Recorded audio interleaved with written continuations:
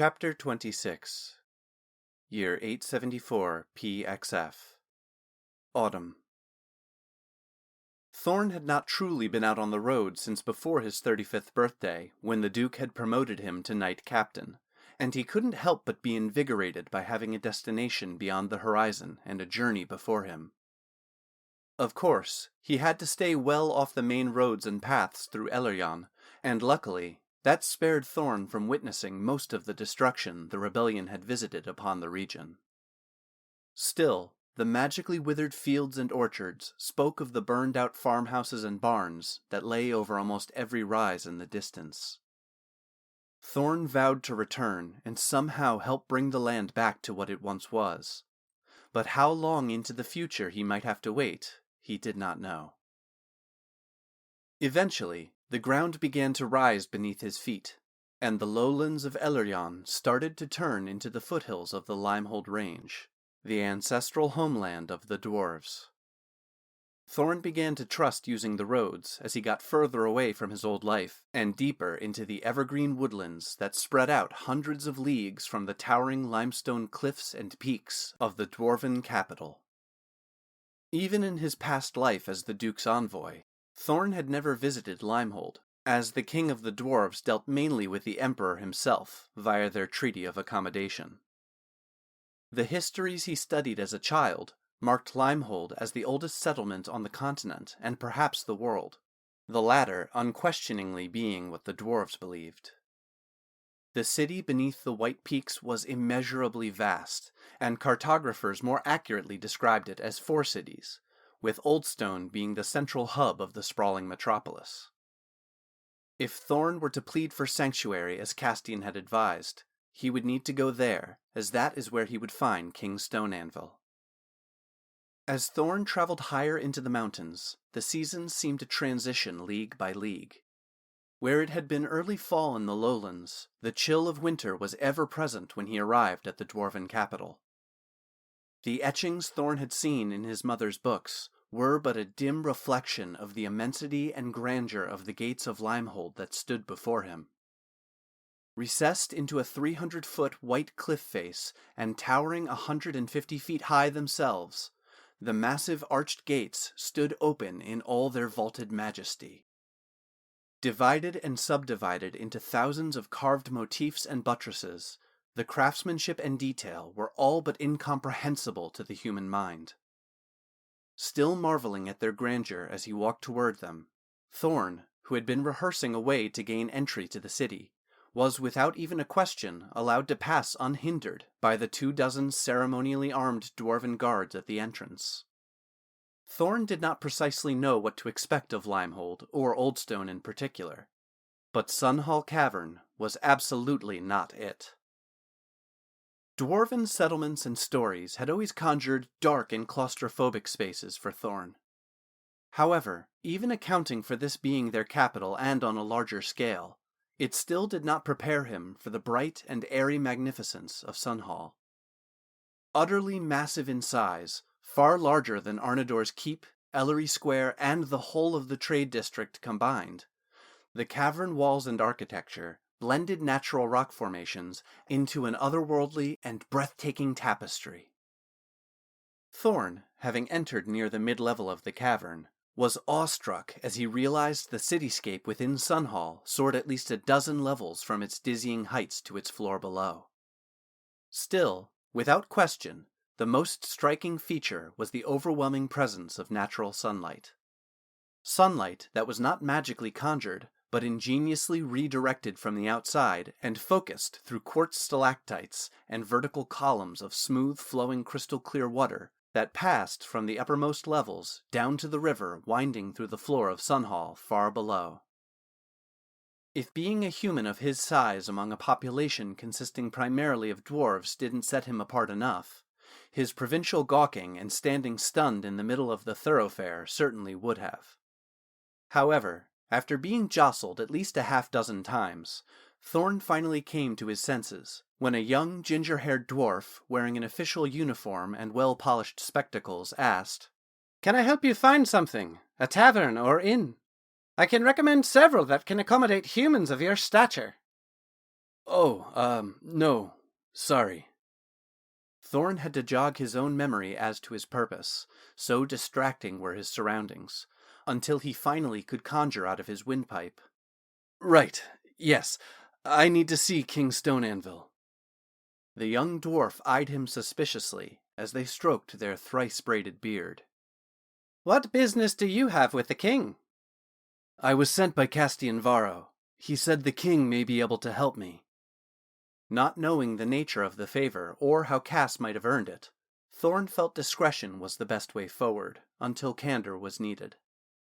The young dwarf knowingly nodded at the mention of the name. Castian Varro, huh? Yes, I do believe the king will want to meet you. Thorn wasn't sure what he might have stumbled into, but with his current lack of provisions and winter looming, he had few remaining options. The young dwarf introduced himself as Darvis, and a member of the Oldstone Historical Society and Visitor Welcoming Guild. You would be amazed at the number of visitors we get to Oldstone. Even among residents of Greater Limehold, nearly half have never made the journey, Darvis offered affably. Not many humans, though. I guess the Emperor likes his magical forms of diplomacy rather than meeting face to face. Darvis added the last bit distastefully, but recovered quickly by adding, Don't get me wrong, I love a magical doodad as much as any dwarf, but over the centuries we learned that some things just need the personal touch.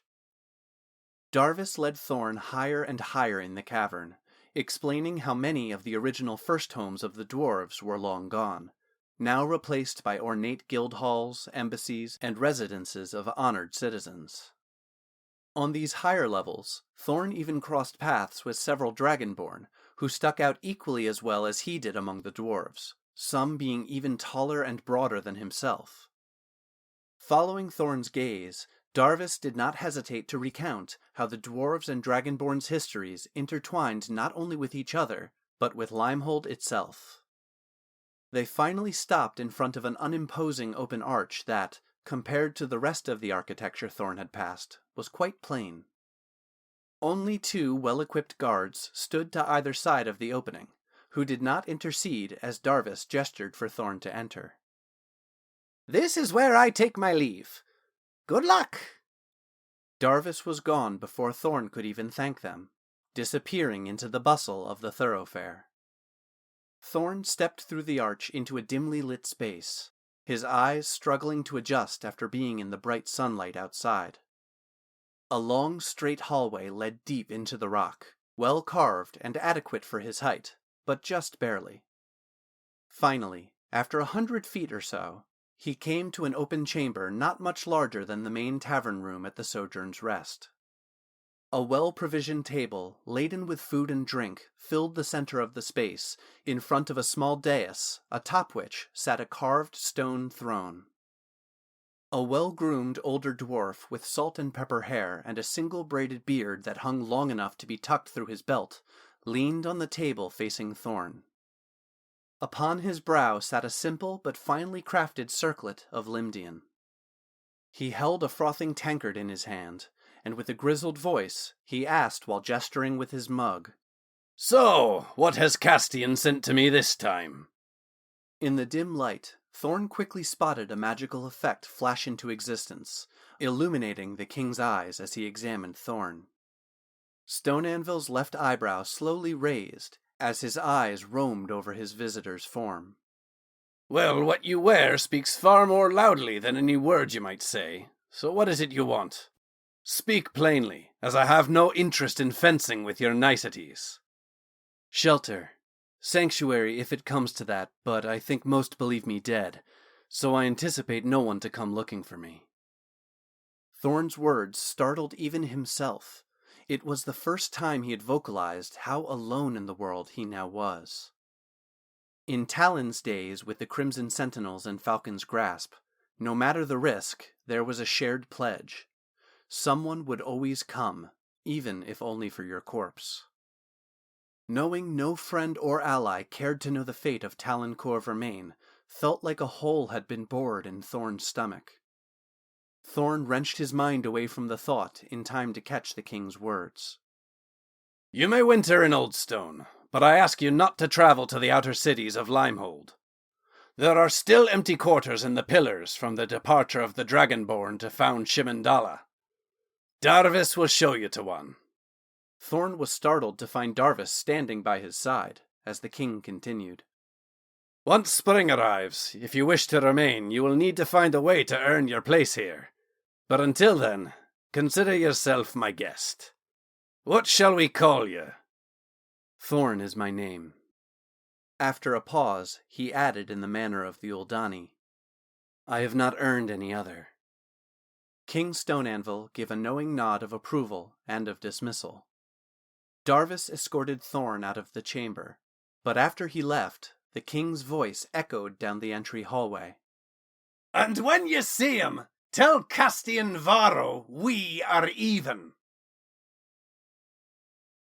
Darvis led Thorn down from the upper echelons of Sunhall Cavern, past the grand entry hall towards the lower levels. The winding path of ramps, stairways, and natural stone arch bridges over the river below took the better part of an hour. At first, Thorn attempted to act unaffected by the wonders of the cavern around him, but he couldn't stop thinking about how he wished Osmond could see it all. He then realized that Osmond had always been Talon's excuse, an excuse to show emotion, embrace joy, and be happy. Thorn decided he would not live this new life relying on outside justifications to live fully and as he wanted, and while not as exuberant as his Uldani little brother, Thorn gave himself permission to experience the wonder of Sunhall. He would later insist over mugs of ale that the length of his first trip down to the River Rock district was not due to his stopping in slack-jawed amazement and wide-armed proclamations of the vistas and artistry of the architectural composition the dwarves had created, assured them that it was. To keep Thorn moving, Darvis tried to distract him with some facts and details about where he was guiding him. Below us is the Silvervein River, and built along the banks is the River Rock district. That is where you can come for meals and drink. While there are other options, if you have no coin, you can always partake of the King's Fare, which every brewery and food hall carries a version of on their menu. Darvis looked longingly at the dwarves who were already gathering for their midday meal and ale out on the sprawling patios and decks of River Rock. But, he continued mournfully, that's not where we're headed. We need to go upriver to the pillars.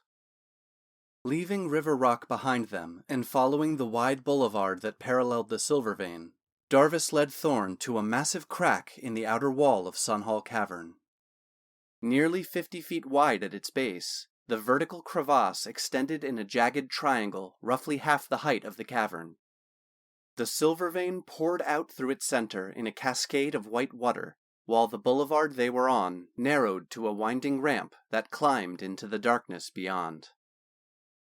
At the top of the ramp, the narrow passage, relative to the cavern's size, emerged into another enormous space filled with columns of stone, reminiscent of a dense ancient forest. While not as tall as Sunhall, between the lower light level and the pillars of limestone, Thorn's eyes could not discern where the furthest extent of this cavern lay. There was no sunlight in this cavern, but a soft, blue-green rippling phosphorescence emanated from the Silvervein River, which had widened into branching and meandering streams and ponds throughout the cavern. As Thorn and Darvis moved further into the space, it was apparent that the pillars must be where most of Oldstone, and perhaps even Greater Limehold, conducted their commerce. Every pillar housed multiple storefronts and vending stands. Looking upward, Thorn saw that these establishments extended to the tops of the columns, and as his eyes adjusted to the rippling light, he spotted bridges and walkways suspended between the pillars high above. Thorn garnered a few second glances from vendors and customers alike, but Darvis's presence seemed to quell any badgering or undue curiosity. Thorn did not spot any other humans among the throng of people in the pillars, but many different species of humanoids were represented, and their presence seemed accepted and welcomed here. The deeper they traveled into the pillars, the more Thorn began to notice a deep roaring sound in the distance, coming from the direction they were traveling. Darvis chimed in without Thorn having to ask. That's the Mist Market. Don't worry, that's not where your abode is. It's way too moist. Darvis didn't elaborate, and Thorn didn't have time to query further, as Darvis began leading them up a set of stone stairs that curved around the outside of one of the limestone pillars. After no more than a quarter turn around the column, the two came to an open landing with a door leading into the stone face. Here we are. A quite large ruby dragonborn lived here before heading out to Shimandala, so you should find everything to your scale, if not a little oversized. Thorn was skeptical about the latter statement, as it had been decades since he didn't feel overly large and cramped in most indoor spaces. But he was quickly proven wrong. The abode consisted of 3 rooms and a privy, and while the scale didn't look visually off, Thorn discovered the difference almost immediately as he moved around the space. In the kitchen, not only were countertops and chairs at a more comfortable height for Thorn's size than he was used to, but they also seemed to be just a tad too high in some cases, giving him a strange sense of dissonance between his self-perception and the scale of things around him. As he explored his new accommodations, he was surprised to find a large balcony that opened off the central great room and stretched around to the main bedroom, giving an expansive view of the main flow of the silver vein. A small study with a desk and bookshelves completed the apartment's rooms. Interestingly, most of the larger furnishings in the room were carved directly out of the pillar's stone. Only a few high stools and a matching table in the kitchen were made of wood. Darvis chimed in again. There should be a delivery coming with bedding and some essentials to stock the kitchen as a welcome from King Stone Anvil. You'll want to find your bearings sooner rather than later, though, as you will need to adjust to life here in Oldstone for the winter without the king stepping in all the time. I can usually be found in Sunhall if you need additional assistance. And, like an errant breeze, Darvis was gone, leaving Thorn alone in his new living quarters. Thorn hopped up to sit on one of the high wooden stools in the kitchen, an action he had become unfamiliar with over the years with more human-scale furnishings. The silence in the apartment was both comforting and oppressive. The single small lantern in the great room did little to light the space, and the Silvervein River's mesmerizing light flowing in from off the balcony seemed to dissolve away the walls of the rooms. Thorn allowed his mind to fall into the rippling light and reflect back over the day. He had assumed he would find some anonymity in the dwarven halls of Limehold, a place to hide in dark, cramped minds and scrape out an existence. A part of him felt he deserved some form of penance or hardship to shape the man who was to be Thorn, but that certainly was not what his first day presented him. Sunhall's bright thoroughfares, boisterous meal halls, and endless dwarven wonders didn't leave much opportunity for a lone human to skulk around, certainly not one of his scale. Yet, strangely, standing out so much lent him its own kind of invisibility. He was another passing oddity in a place full of wonders, activities, and destinations for tens of thousands of people. It felt like his incongruency in their lives didn't even register with most citizens of Oldstone. There was a strange freedom that came with that revelation. Thorn was not only unbound from Taloncourt Vermain in this place, but also unencumbered by his learned and self-enforced tenets of Arnador and human society. It had felt so good to be like his Uldani little brother and embrace the experience of exploring Sunhall. Of course, in the past, Talon had sometimes leaned into Osmond's exuberance in their times together, but always as an observer or tag-along to them, not the instigator of the experience. His inhibitions had always chained him to Talon's role as knight captain, or even just the big, stoic, serious one of the duo. As unintuitive as it might seem, his being ridiculously larger, at nearly twice as tall as almost every citizen, gave him more license to physically convey his emotions as he pleased. There was no way for him to not be an outsider and different from everyone around him. Blending in was, and would never be, an option for Thorn. The dwarves he had observed on his trek through Sunhall had personalities far more expansive than their size, and he was free to be a personification of that on an even grander scale. Here in this city, he was unknown, an unwritten story in the lives of these dwarves, or more likely, a minor footnote, considering their long lifespans. Thorn felt liberated by that idea as he sat in his kitchen, finding comfort in the new and varied branching options it gave to his new existence. With a sigh, he smiled and relaxed into the feeling of dissolving into the hypnotic rippling of the light on his walls. Thorn's mind moved in its dreamlike state back to his meeting with the king. Some form of magical sight had certainly informed Stone Anvil's decision, but what exactly did he see? Thorn assumed his sickle would carry some mark of the conjoined god of nature, but what enchantment lay on the mail shirt he wore under his rough-spun tunic and threadbare cloak?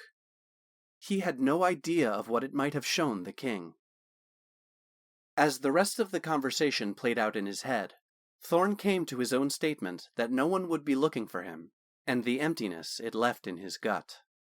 His mind had danced around the thoughts behind that emptiness, avoiding them at every turn where they appeared. Finally, long overdue, it was time for him to face the question that haunted him.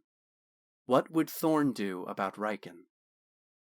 The question left hanging in his mind seemed to bring the world to a stop around him. Now asked, Thorn had to face it, and the ramifications of it. It was one thing for Thorn to adopt Osmond's zest for life and experiences. It was quite another for a 37-year-old man to shape his life around a love he lost over 2 decades earlier, when he now had a perfect opportunity and reason to leave that burden behind. Perhaps the answer was for Thorn not to erase his love for Riken and its loss, but to carry it, much like his scar from Lachlan. An indelible mark inherited from the late Taloncourt Vermain, but not something to continue to pursue. Thorn chewed on that idea and tried to swallow it, but couldn't seem to choke it down and accept that as a course forward. The feeling from Thorn's own words, "No one is looking for me," kept that easier path, the wiser path, the sensible path, blocked to him. Thorn hated the emptiness those words left in him, and could not bear to think of Riken feeling them now. Thorn knew that it was likely Riken had felt the impact of those words for the last 2 decades, when day after day no one ever came. But just as he knew Riken was still alive, Thorn hoped Riken too knew Talon had been looking for him. And now Thorn would continue looking as well.